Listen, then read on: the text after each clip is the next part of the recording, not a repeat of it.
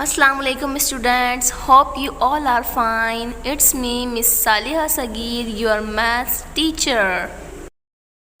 Today we are going to learn about ascending and descending orders.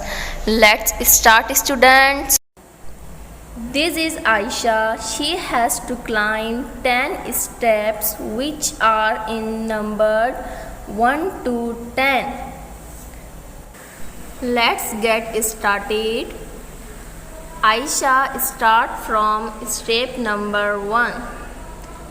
Then she climbs on step number 2, 3, 4, 5, 6, 7, 8, 9 and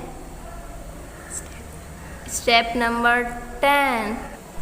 Students, as you can see, Aisha starts from 1 means smallest number to 10 greatest number. This sequence is called ascending order.